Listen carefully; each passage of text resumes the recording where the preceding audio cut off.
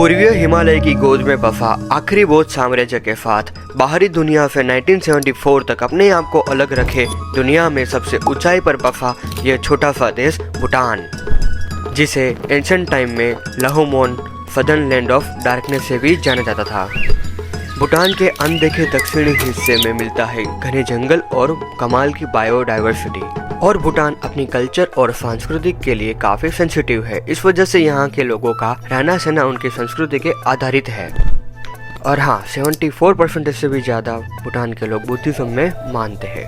मेरा एक चैनल है एक्सप्लोर विद रूमती। हाँ। और हम लोग का यहाँ पर मुलाकात हुआ है गुजरात से है भैया। हाँ। और हम लोग है वेस्ट बंगाल से। और अभी हम सब लोग हैं इंडिया से बाहर भूटान में। हाँ। फुल स्विमिंग करके एक जगह है। हाँ। एक ब्रिज है, इसका नाम क्या है? ब्रिज का नाम क्या है? मांचो ब्रिज ना, ऐसे कुछ होगा। जो भी हो, तो ये जो भी है हम लोग मिल देखिए, गए। मजा हाँ। उठाइए। हाँ, हम लोग भी मजा ले रहे हैं। यस, और पूरा व्यू का लुत्फ उठा रहे हैं, एकदम सौंदर्य का भूटान के और हम सौंदर्य लोग का। का ये ब्लॉग अगर अच्छा लगे भैया का और मेरा बोथ दोनों का तो लाइक शेयर एंड सब्सक्राइब एकदम चाहिए, सब धूम मचा देनी चाहिए एकदम से। ई रहा अपना नीला गोला और ई रहा अपना प्यारा भारत। जीएनएच के सिद्धांत पर चलने वाला भूटान के दक्षिणी भाग में बसा एक छोटा सा शहर के लिए मैं निकल पड़ता हूँ सेवालिया से इंदौर के लिए, जो कि पड़ाव 1 था। अब इंदौर से भोपाल नागपुर होते हुए मैं पहुंच जाता हूँ रायपुर के लिए। अब रायपुर से संबलपुर होते हुए मैं पहुंच जाता हूँ रांची के लिए।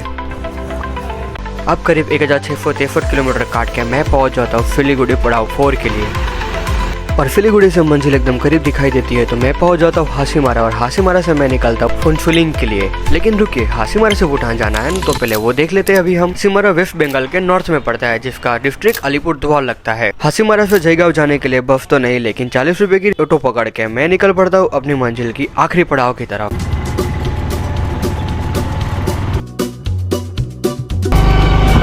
हासीमारा से करीब 20 किलोमीटर दूर भारत और भूटान की बॉर्डर पर बसा हुआ भारत का आखिरी गांव, जिसको जयगांव बोलते हैं, और वहां आपको देखने को मिलेगा गेटवे ऑफ भूटान। लेकिन इस वाले गेट से तो कार एंड बाइक जाती है, हमको जाना है पैदल, क्योंकि हम जा रहे खाली 1 दिन के लिए भूटान। तो हम जाएंगे इस वाले रास्ते पे जहाँ से हमारा भूटान का परमिट मिलेगा। भूटान एक वीजा फ्री कंट्री होने के कारण बस आधार कार्ड दिखाओ और चलते चलो।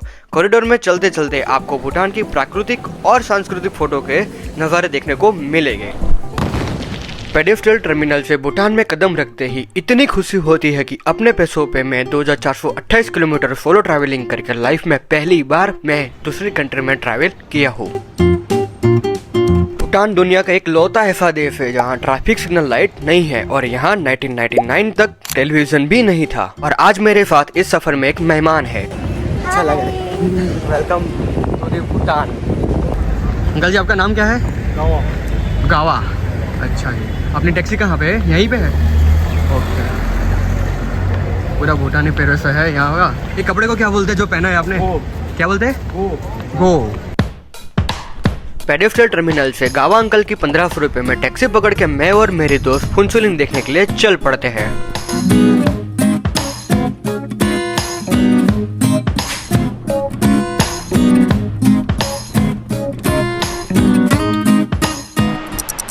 समझ से फुनचुलिंग हाईवे को जोड़ता ये आमजो ब्रिज पाचो में पड़ता है, जो कि फुनचुलिंग सिटी से 8 किलोमीटर दूर है। और ये bridge 175 metre long suspension bridge है। भूटान की पॉपुलेशन करीबन 7-8 लाख है, और फुनचुलिंग सिटी जो भारत की बॉर्डर के पास है, तो फुनचुलिंग सिटी के लिए ये ब्रिज महत्व का है, क्योंकि आमचो ब्रिज के नीचे से गुजरती है तोरसा रिवर, जो कि हिमालय के ग्लेशियरों से आती है। यही तोरसा रिवर हासीमारा, जो कि भारत में पड़ता है, वहां से गुजरती है। और ये रही मेरे ठीक पीछे तोरसा रिवर, जो कि दोनों पहाड़ों से होते हुए सीधा इंडिया में पहुंचेगी। चलिए तो फिर हम आगे बढ़ते हैं सफर में। फाइन लगा देगा।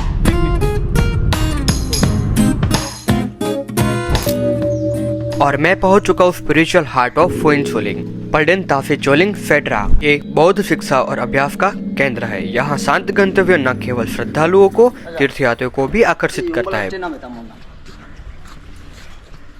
पल्डेन ताफी चोलिंग में कफाया कपड़ों में आपको सामरीना मॉन्क देखने को मिलेंगे। बौद्ध मोनेस्ट्री में रहकर अपनी शिक्षा लेते हैं। जब तक ये शिक्षा लेते हैं तब तक इनको नोविक मॉन्क बोला जाता है। सामने है उनका रहने का स्थान। तिब्बत की जमीन का जहाँ अंत होता है वहाँ भूटान शुरू होता है।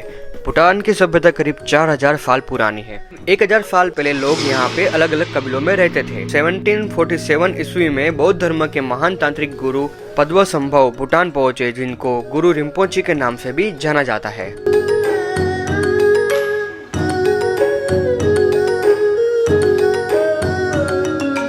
यहाँ के बौद्ध मॉन्क इस त्रिपिटक से सीखते हैं, जिसका अर्थ है 3 टोकरियां। 550 ईस्वी पूर्व सामान्य युग की शुरुआत के बीच में लिखा गया है पाली भाषा में ये त्रिपिटक।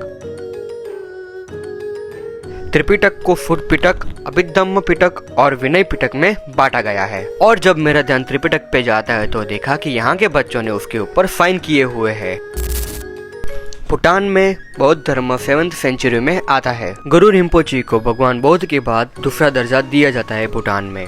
बौद्धों का मानना है कि मानव जीवन दुख और पुनर्जन्म का एक चक्र है, लेकिन यदि कोई आत्मज्ञान की स्थिति प्राप्त कर लेता है तो इससे बचना संभव है। अगर आसान भाषा में बताओ तो दुनिया की मोह माया छोड़ो और एनलाइटमेंट के रास्ते पे चलो।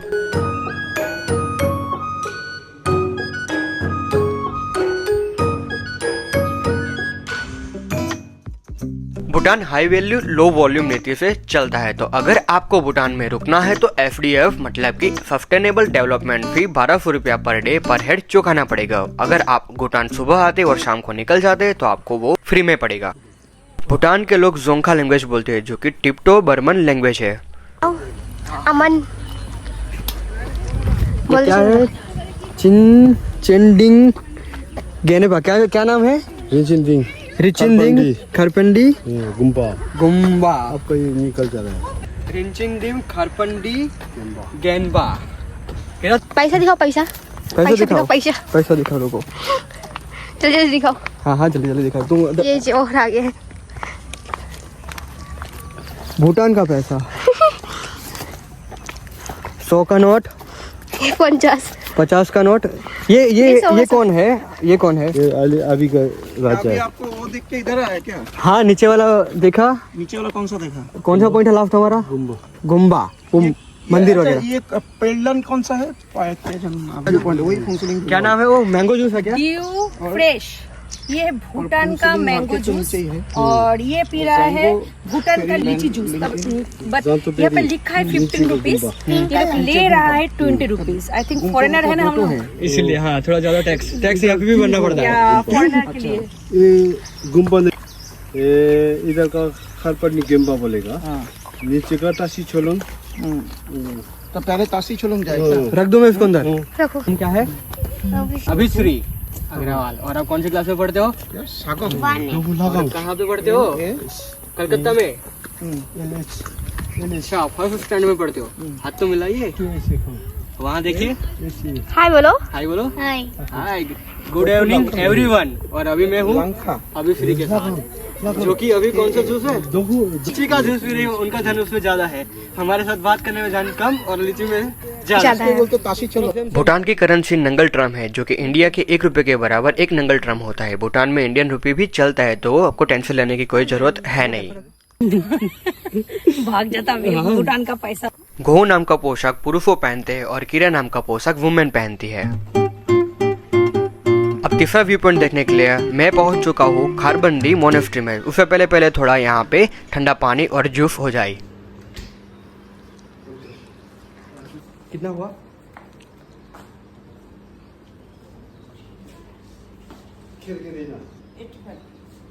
बैग नहीं है तो ऐसे चलना पड़ेगा पूरा हाथ में सामान लेके। कोई नहीं, कोई ना। थोड़ा घूमने से फटाफट। अच्छा, ये दोनों किसके लिए है? ये जो है वो मेरे लिए है, खुद के लिए। किधर जाना है? और जाना पता नहीं, जहाँ रास्ता खत्म हो वहाँ जाएंगे। भूटान की राजधानी थिम्पू से करीब 250 किलोमीटर दूर और सी लेवल से 400 मीटर ऊंचाई पर बना हुआ ये खारबंदी मोनेस्ट्री है।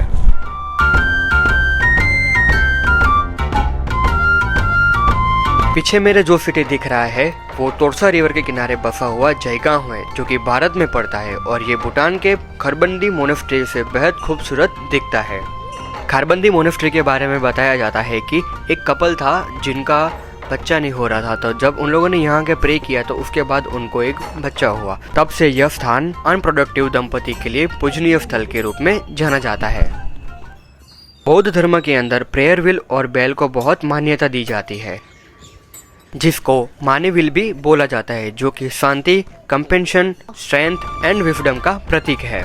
और यहाँ से मुझे कुछ दिखा है तो चलो मैं आपको वो पहले दिखा देता हूँ, क्योंकि यहाँ से पूरा इंडिया के अंदर बसा हुआ जयगांव का पूरा व्यू इतना सुंदर दिखता है कि बात ही मत पूछो। ये है भूटान। हाँ। और ये है जाएगा। जयगांव है वो, और इसका जो इंडिया के अंदर है, और बीच वाली अपनी बॉर्डर है जो कि दिख नहीं रही है। ओम मानी पद में हम बोल के यहाँ के लोकल लोग भी इस बेल को घुमाते हैं और पूरा मोनेस्ट्री के चारों ओर चक्कर लगाते हैं। चलो इधर हो रहा है, खाओ खाओ खाओ खाओ, चलिए खा लिए। और हम चल पड़ते हैं अपने लास्ट व्यू पॉइंट की तरफ, तो बीच में मानी व्हील और लोग प्रेयर करते हुए दिखते हैं।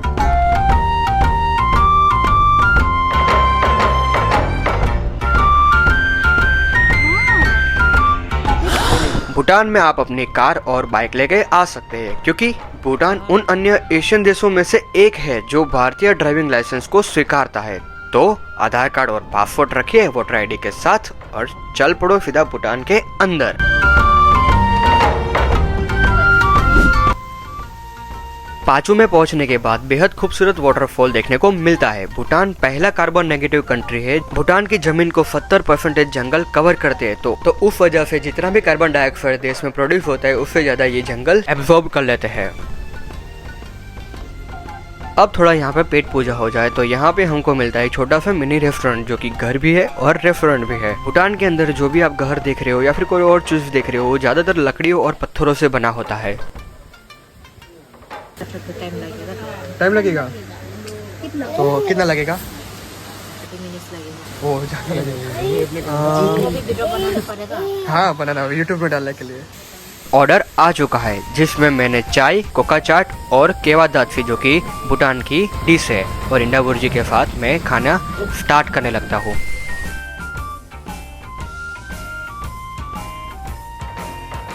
ये चूका का मतलब क्या होता है?